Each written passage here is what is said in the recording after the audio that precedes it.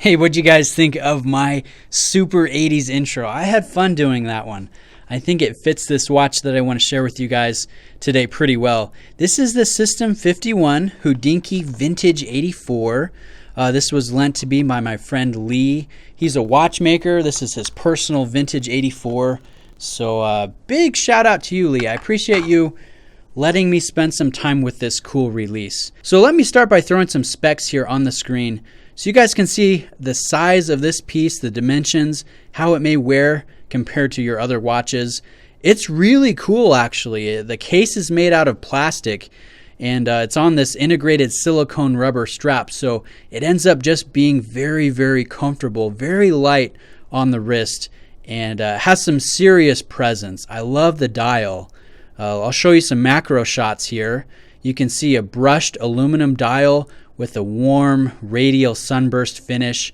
It's really sweet, and I think is a perfect backdrop or combination with that black ring that frames those printed markers.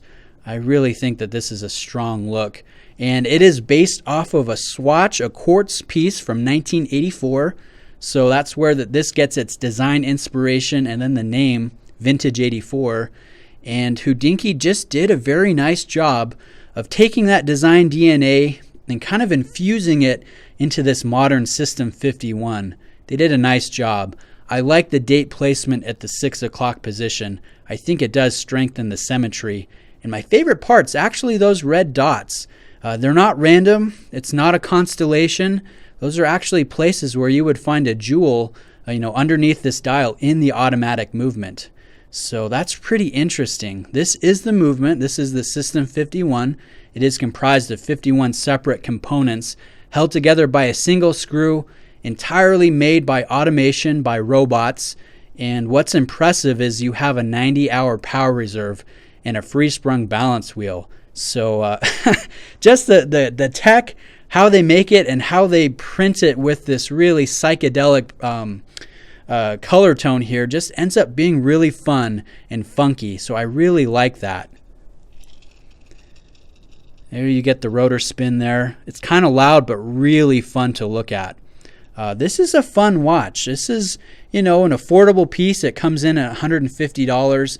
It's got some nice design DNA, nice execution, and it's kind of cool that it has the Hodinkee tie-in.